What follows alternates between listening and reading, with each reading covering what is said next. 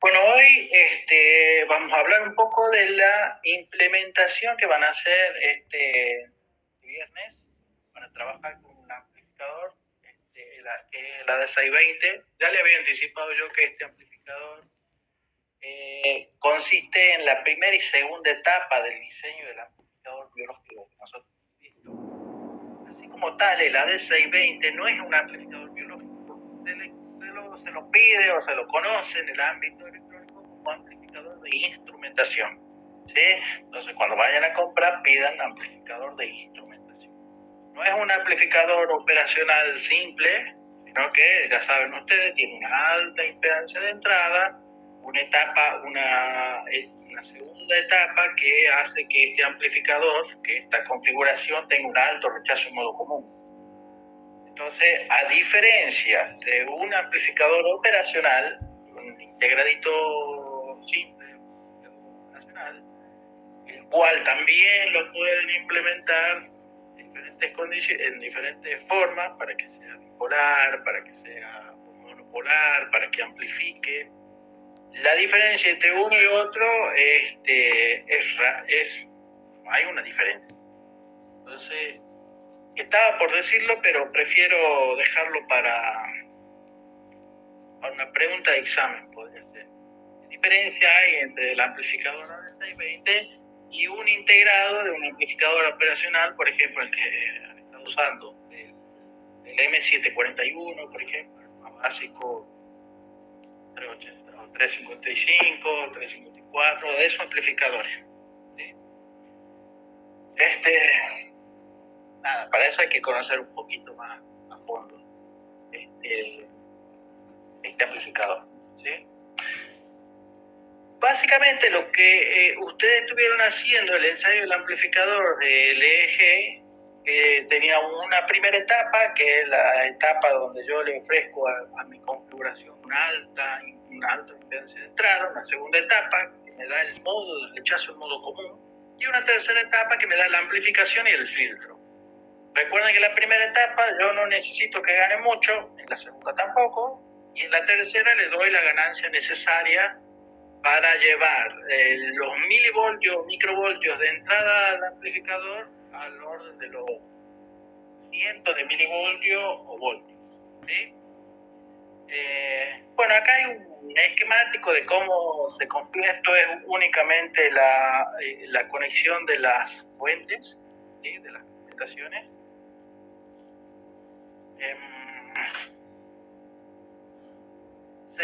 Acuérdense que cada una de estas etapas se alimenta con más o menos 12 voltios. La pregunta, ¿qué pasa si yo lo alimentara con 12 voltios únicamente? ¿Qué pasa si yo lo alimentara con más o menos 5 voltios, más o menos 1 voltio? ¿Qué pasaría? Otra pregunta de parcial, que esto es cosa práctica, ¿sí? De comprender qué es lo que estoy implementando en todo. Bueno, ahí tenemos una fuentecita, que es la que más o menos ustedes están utilizando, y lo que ponemos a la entrada de la primera etapa ha sido una señal de tipo senoidal. Esta señal de tipo senoidal la hemos escogido para hacer un barrido en frecuencia de la señal.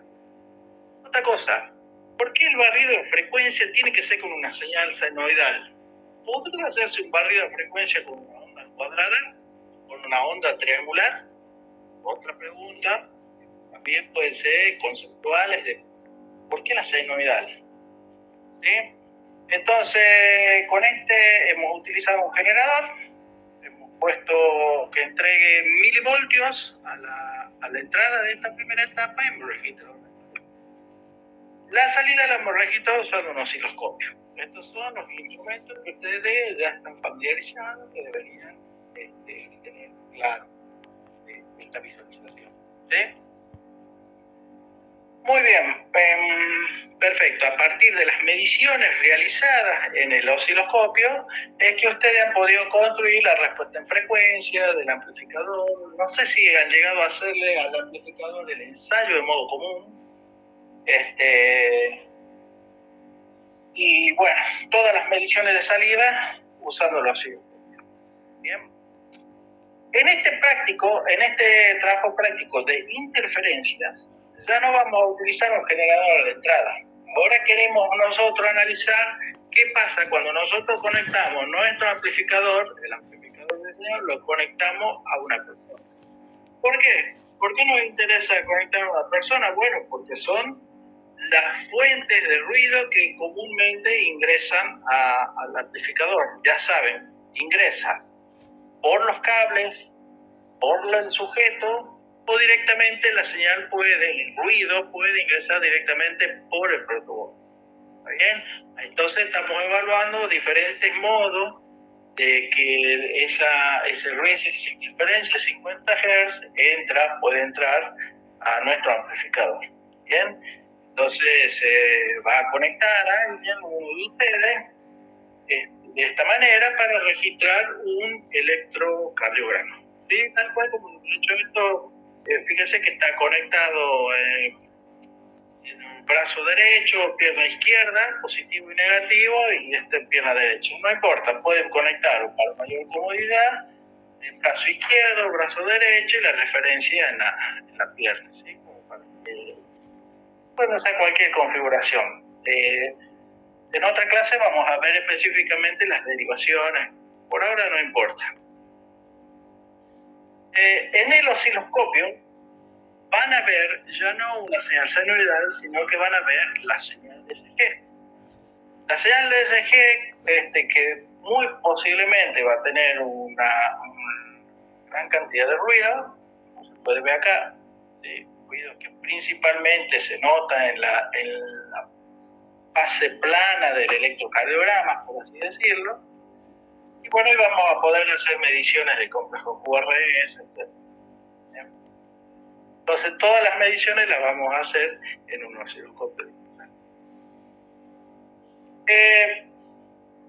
Esto no es necesariamente la manera de calcular la relación señal-ruido, pero es una manera práctica para que lo hagamos nosotros y no entremos a la parte teórica de cómo se cuantifica. La relación señal-ruido es la señal, yo la puedo cuantificar porque es una medida de la señal que a mí me interesa, pero el ruido generalmente se utilizan métodos estadísticos para cuantificar. No vamos a utilizar esos métodos, sino que vamos a implementar vamos a hacer una aproximación, la cual consiste en, del complejo QRS, la señal que a mí me va a interesar cuantificar es, por ejemplo, medir la amplitud del complejo QRS, ¿sí? Porque es la señal más clara, la que más sobresale, por más que tenga esto mucho ruido o poco ruido. Entonces mido la amplitud del complejo QRS. Esa va a ser nuestra señal. El ruido va a ser la amplitud de este grosor que van a tener en la fase basal, digamos, del SG. Entonces van a medir también en voltios o milivoltios esta amplitud. La relación entre este pico y este ruido es la relación señal-ruido. ¿Sí? Acá hay una aproximación que es tomar esta medida de ruido en diferentes latidos, por menos 3, 4, 5 latidos, y promediarlos. Y lo mismo, agarrar 3, 4 amplitudes de complejo QRS y promediarlo. ¿Por qué? ¿Por qué se utiliza el promedio y no una de estas señales? Fíjense que acá el complejo QRS más o menos se ve con la misma amplitud en los 3 ciclos. Pero cuando ustedes lo vayan a hacer en forma real, se puede pasar de que el complejo QRS tenga una amplitud acá en el segundo pulso sea distinto, un poquito menos, un poquito más. Eso está relacionado con la fase que justo, o sea, si acá hay se le suma justo esta amplitud, o sea, esta amplitud se va a hacer más grande. Pero también se le puede restar porque puede entrar en contrafase al complejo QRS, por lo tanto esta amplitud puede hacerse chiquita, más chiquita. Entonces, ese complejo QRS puede variar, en 5 latidos puede variar. Entonces, ¿qué se hace? Para minimizar ese ruido que se me mete en el complejo QRS, tomo 5 mediciones y los promedio. ¿Sí? Con eso tenga una mejor aproximación de la señal de interés. Bueno, esto es una metodología bien simple para poder cuantificar la señal de ruido, porque es algo que vamos a utilizar nosotros para ver si se acopla más o menos interferencia. Ya Gerardo les dijo que van a tener que armar estos cables pacientes. Son los cables que van a conectar, van desde el electrodo a la plaquetita. ¿Está bien? ¿Cómo tiene que ser este cable? 2 metros es una exageración. Puede ser de 1 metro o 1,50. ¿Sí? No tan... 2 metros es tremendamente largo. 1 metro de cable, 1,50 metros de cable pueden comprar.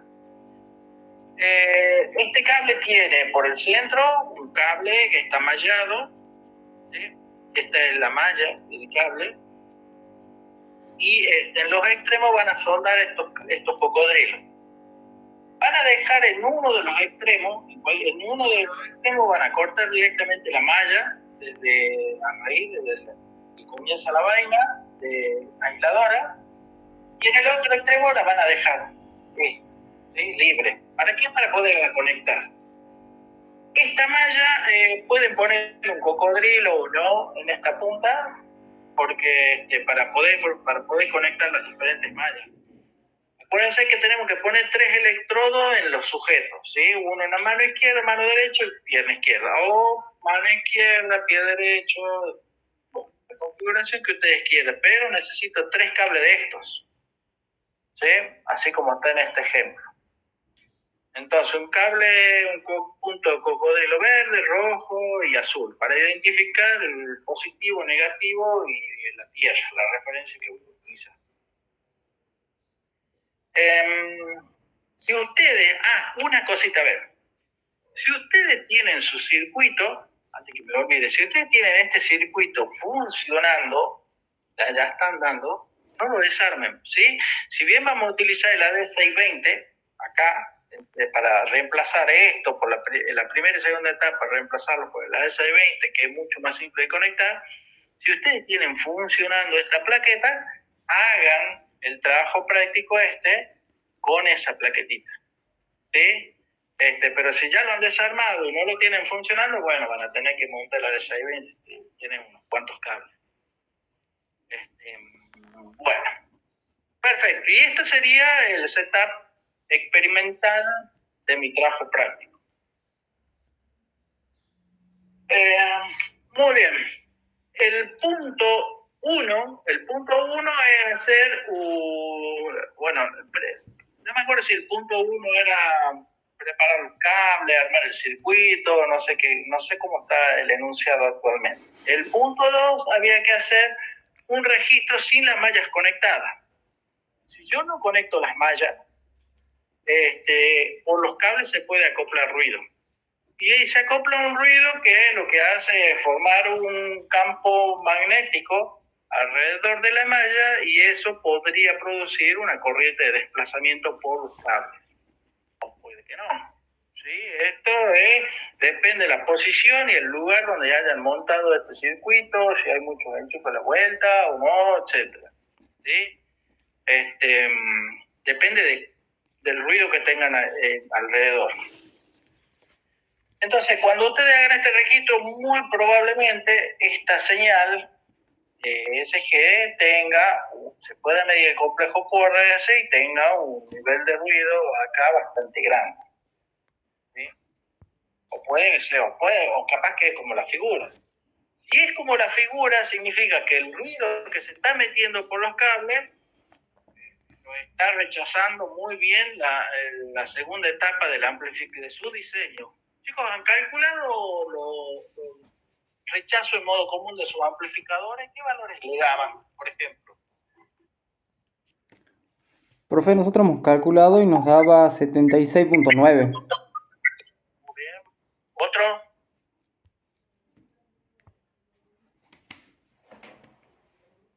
Bueno, 76.9 está muy cerca de lo que se les requiere a los amplificadores, a los electrocardiógrafos por norma, que es 80 decibeles. ¿Sí? Pero si tienen 60, si tienen 50, si tienen 40, también se va a ver la señal de DSG, pero el ruido que se acople en modo común no va a ser también rechazado. Ojo, el modo común no es la única manera que se incorpora el ruido. Ustedes pueden tener un circuito que tiene 110 de rechazo en modo común. Y dicen, pero si mi amplificador tiene 110 de rechazo en modo común, ¿por qué se le mete semejante cantidad de ruido? Bueno, porque no es la única manera que el ruido se acopla al amplificador. Recuerde que también se puede acoplar en modo diferencial. ¿Sí? Así que no hay que desesperarse si la señal tiene... Tratar de minimizar con las estrategias que yo le he indicado cuando se acopla el modo diferencial. ¿Sí? Otro punto de trabajo práctico es, bueno, ahora conectemos las mallas en estrella. ¿Sí? Esto es una conexión típica en estrella, cortocircuito las mallas y la conecto a tierra. ¿Sí? A tierra de mi circuito. Cuando haga eso, van a ver qué es lo que va a pasar con la señal. En principio, lo que estaría haciendo es, si este ruido que tengo acá en la señal se está acoplando por los cables, o sea, su origen proviene de los cables, ¿sí? Se acopla por ahí. Si yo hago esto, lo que voy a estar haciendo es minimizar, hacer más chiquito este ruido. Pero puede pasar de que no haga nada, que no pase nada. Yo conecto la conexión en estrella, esta que está acá, y resulta que incluso hasta puede tener más ruido, o puede mantenerse igual. ¿Sí? ¿Qué sucede en ese caso? Significa que este ruido no tiene su origen en el cable, sino que su origen se estaría acoplando por la persona o una diferencia entre los electrodos de impedancia, que uno de los electrodos no esté muy bueno, hay que mejorar esa impedancia, ¿sí? Entonces puede venir de otro lado. O también se puede acoplar por la misma plaquita, ¿sí? Por el mismo protobufo. Muy bien, esos falsos contactos que hacen cuando el cable, el falso contacto es cuando el pin de un, qué sé yo, de un electrodo, de una patita del integrado, hace un contacto muy suave con el protobol, con el agujerito de protobol, que generalmente uno le pone y saca, se agranda. Entonces, cuando queda medio suelto ese despegue, hace que se produzca se produzca una alta impedancia. Ahí ese pequeño despegue. Y eso puede ser también un generador de ruido. Otro de los puntos es el trenzado. Así como están los cables, si yo los pongo en paralelo, no procuro trenzarlo, entonces voy a medir la señal de CG con su ruido. Otra estrategia que voy a utilizar, que es uno de los puntos también del trabajo práctico, es trenzar esos cables. ¿Qué estaría haciendo en este caso? Si esta interferencia que se ve acá se ve disminuida en amplitud cuando yo trenzo los cables, significa que se ha estado metiendo el ruido a través del área que forman estos cables. ¿Sí? Entonces, fíjense que estas estrategias si cambia o no cambia la señal, me están indicando, no tan solo buscando la estrategia para disminuir el ruido de la señal, sino también estoy identificando por dónde se está metiendo esa interferencia, que es muy importante al momento de diseñar el circuito. Bien, van a hacer el registro trenzando estos cables. Primero no van a conectar las mallas, pero sí van a trenzar los cables y después van a cortocircuitar estas mallas de los cables, van a poner a tierra y van a medir con el cable. Bien, estos son algunas estrategias para medir, para ver qué es lo que pasa con la señal. ¿Minimizo o no minimizo la impedancia? No se desesperen cuando yo hago una estrategia que en principio debería ser mejor y no es mejor. ¿Sí? Muchas veces ha pasado que tengo un nivel de ruido y cuando hago toda esta estrategia espectacularmente bien, y después resulta que la amplitud de la señal de ruido que se está metiendo por ahí es la misma o es un poco más grande. ¿sí? Entonces puede pasar. ¿Por qué podría ser más grande, por ejemplo, esto? Si yo en realidad le estoy quitando supuestamente una interferencia, bueno, podría ser más grande porque por la disposición del cable, porque esto me queda en una disposición particular, porque al trenzar los cables esto se hace más pesado, lo que cual puede producir algún despegue del electrodo. Si estos cables están al aire, procuren siempre de que estén apoyados sobre alguna, que no esté tirando el electrodo, ¿sí? Estos son cocodrilos. Si yo dejo el cable al aire, esto se tiende a despegar. Entonces, muchas veces ha pasado, profesor, acá hemos hecho todo esto, tenemos todo conectado, para mí dice totalmente el ruido, pero acá es mucho más grande. Bueno, es porque muy probablemente alguno de los electrones por desconectar, o se ha empezado a soltar, o está tira. Cuando se empieza a despegar el electrodo de la piel se produce una impedancia. Recuerden ustedes que la diferencia entre las impedancias y los electrodos es una fuente de interferencia, tanto en modo común como en modo diferencial. ¿Sí? Bien, estas son algunas recomendaciones que les voy haciendo. De todas formas están las transparencias ahí para que la diapositiva. Transparencia, ¿saben por qué transparencia? A mí me da transparencia cuando estudiaba. Pero bueno, bien.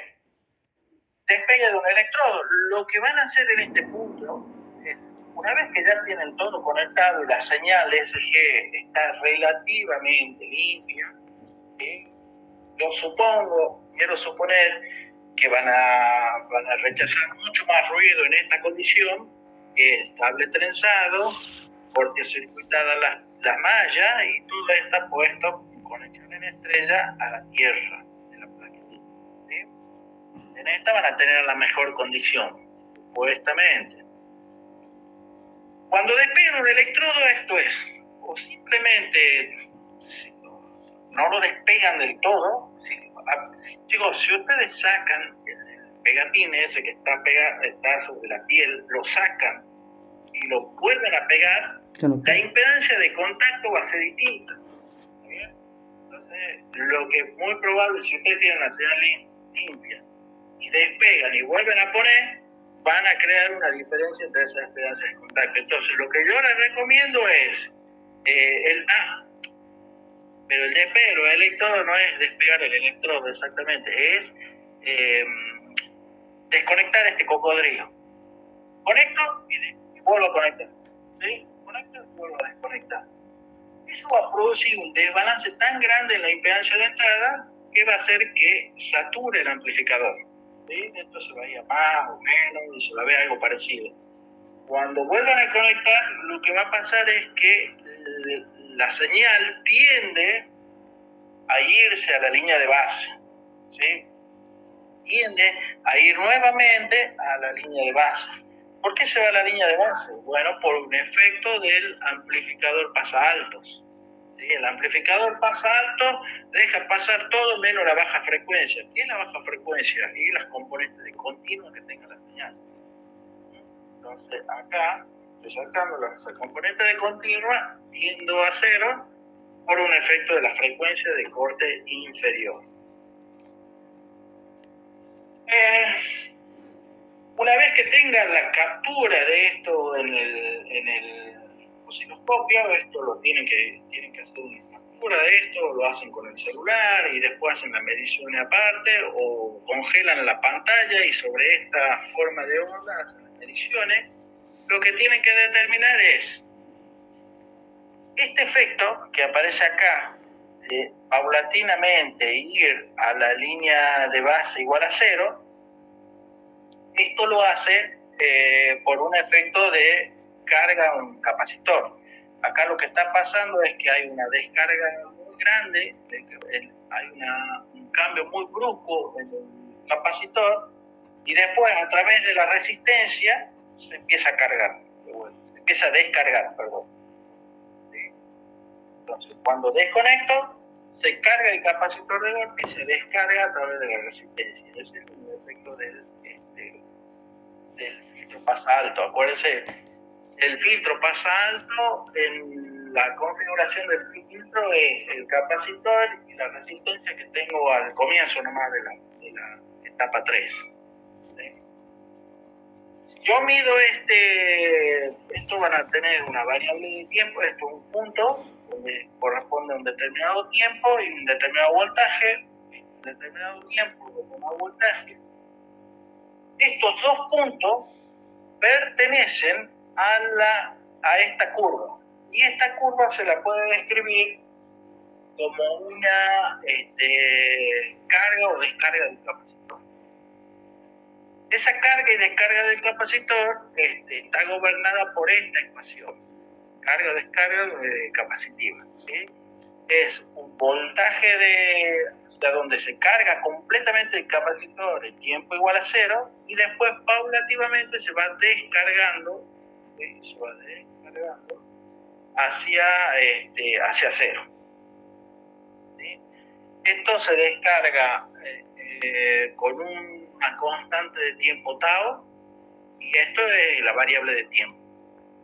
Esta curvita que tengo acá en función del tiempo se la puede describir.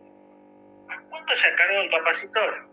Y la verdad es que no sé a cuánto se ha cargado el capacitor, porque lo que le pasa a la señal en esto acá es que se satura. Entonces no puedo registrar yo a cuánto se carga realmente ese capacitor.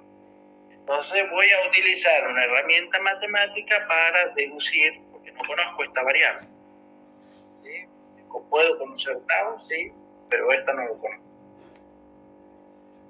Entonces, a ver,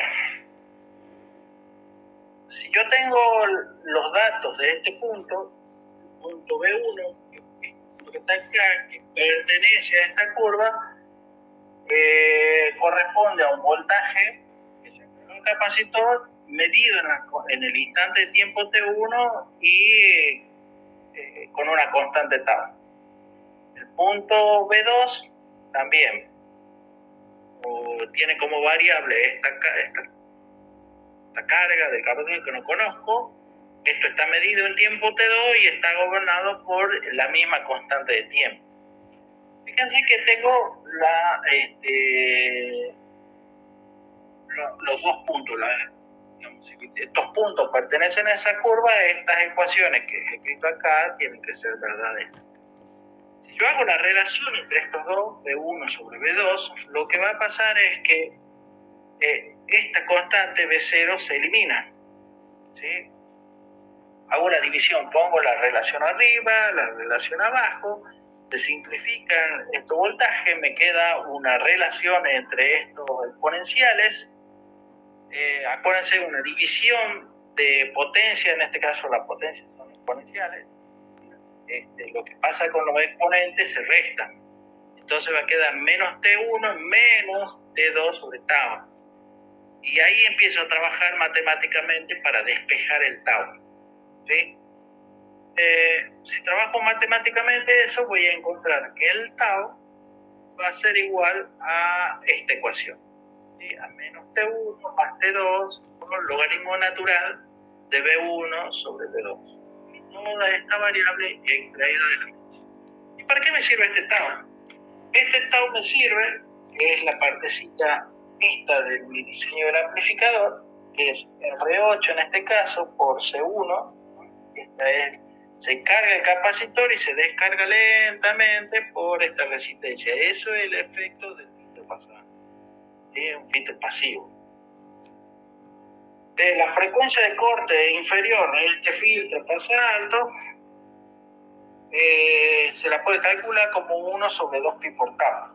Si a tau lo determino, como calculo a partir de esta medición, puedo obtener la frecuencia de corte inferior.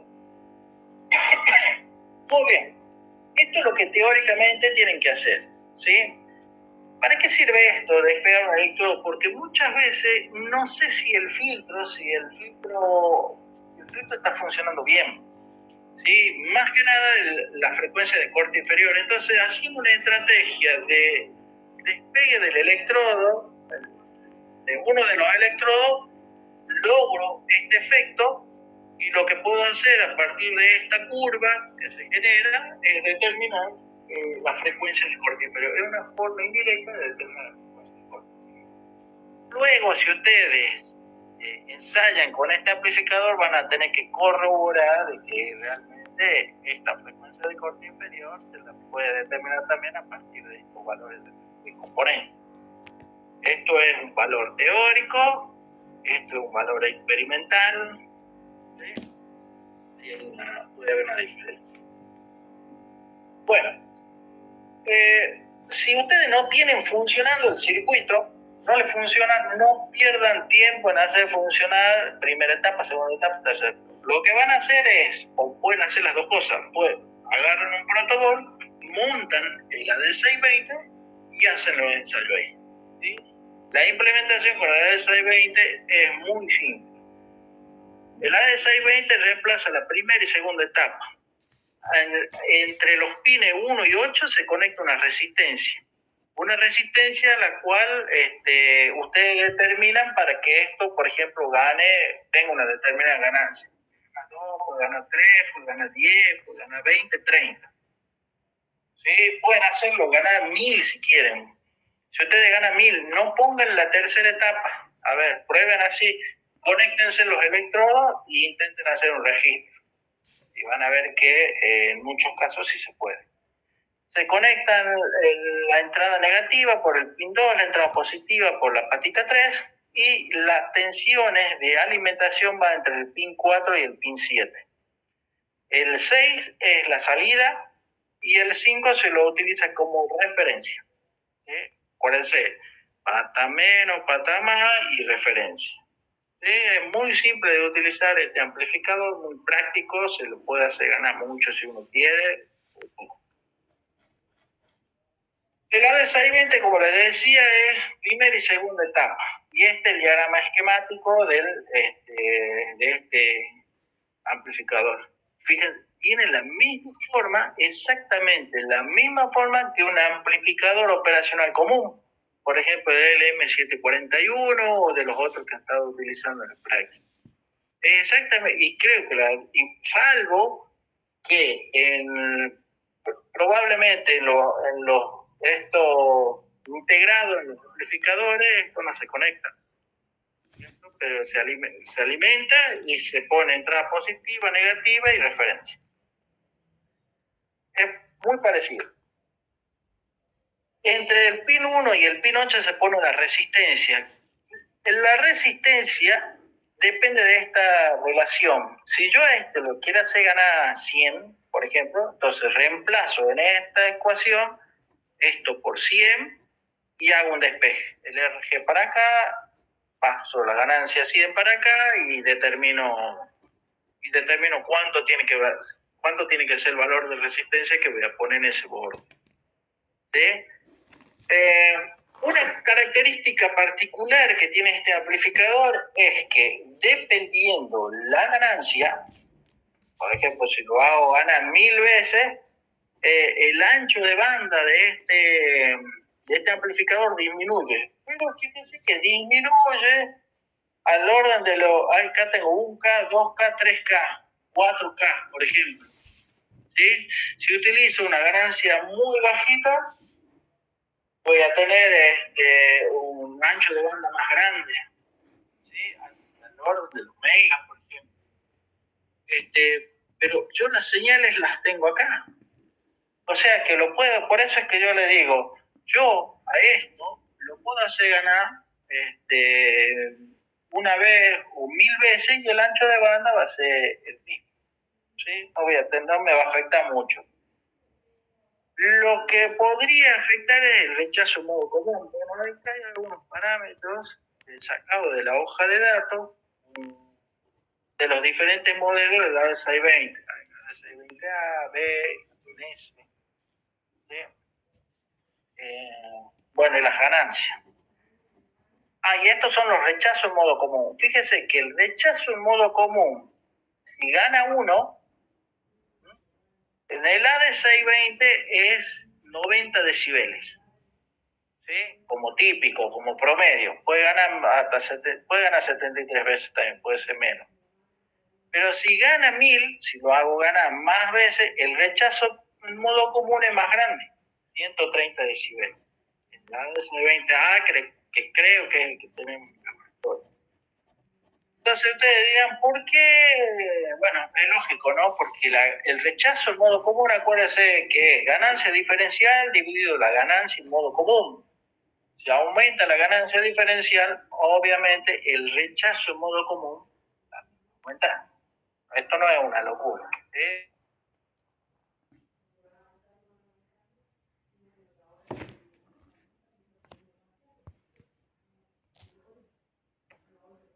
Y este videito ya se lo había mostrado, en este caso no estoy haciendo un SG, estoy haciendo simplemente un electromiograma. Bien, a lo que voy es que únicamente con el AD620 ya pueden hacer una implementación, pueden implementar este práctico. Esto es, idealmente lo que ustedes deberían hacer es,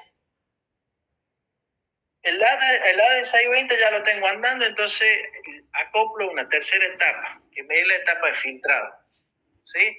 Si estoy teniendo muchos problemas con la tercera etapa, con la etapa de filtro, bueno, sáquenla.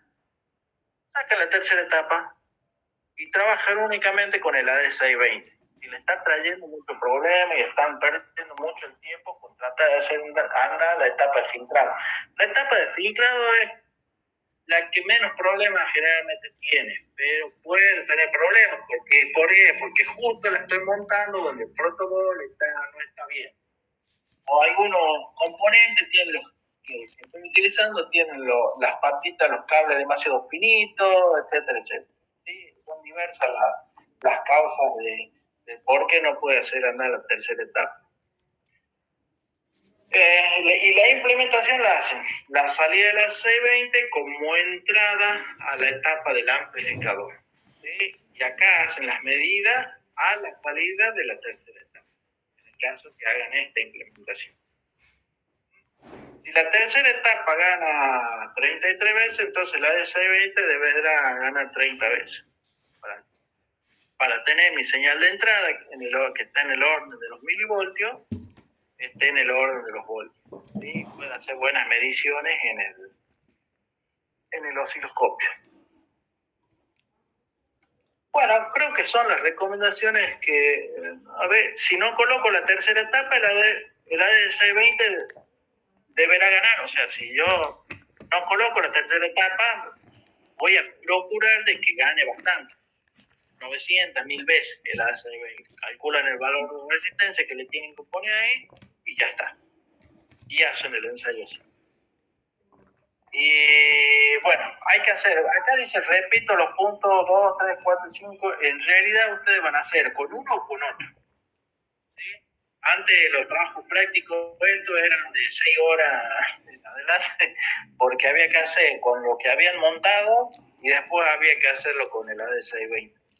Ustedes son unos agraciados porque, bueno, lo hacen con uno o con otro. Si ya les salió con uno, si ya tienen montado primera etapa, segunda y tercera etapa del práctico anterior, hagan sobre eso. Y si no, bueno, monten el AD620. Muy bien. Este trabajo práctico no es tan complicado, pero traten de ir con las cosas más o menos hechas. ¿Sí?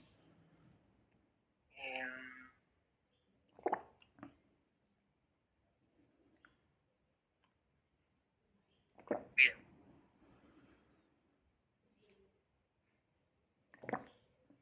¿Alguna pregunta, chicos? No. Uy. Bien. ¿Preguntas?